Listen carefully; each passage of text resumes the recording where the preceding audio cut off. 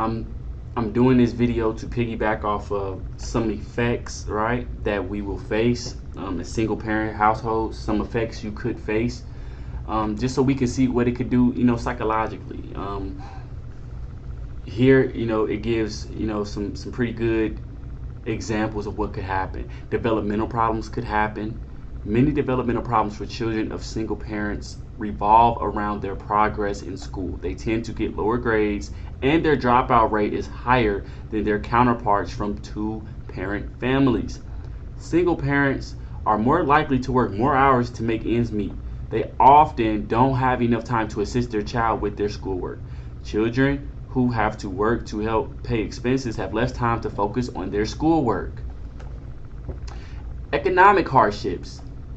Plentiful economic resources allow parents to meet their children's economic needs. When there are two parents in the home, they can pool resources and are less likely to struggle with insufficient income.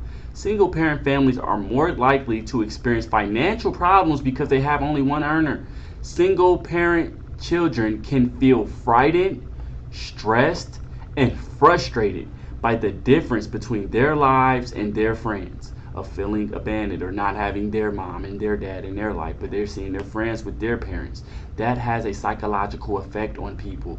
People will not feel normal. They will feel abnormal because they're seeing what should be normal, which is two parent households, and then they come home to what is not normal, a single parent household. It is not normal. Just because we see it a lot today does not mean that is what we're striving for as normal. That is not normal. That is just the norm of today.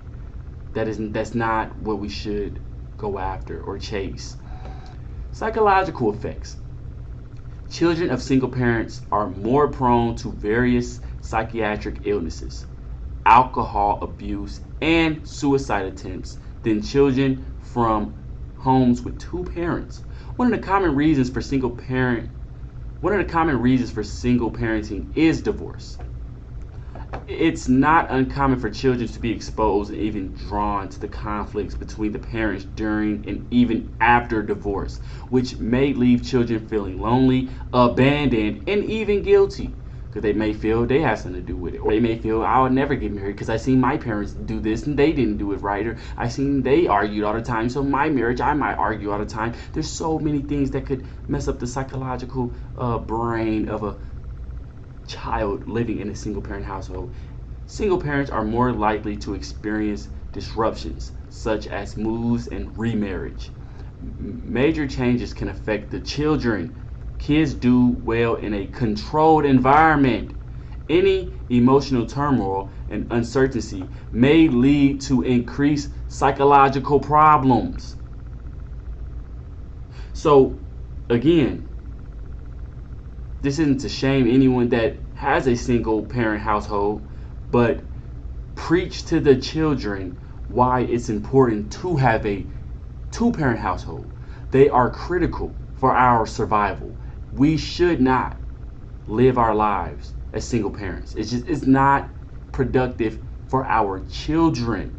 Yes, it may be productive for what we want, but that child never asked to be here.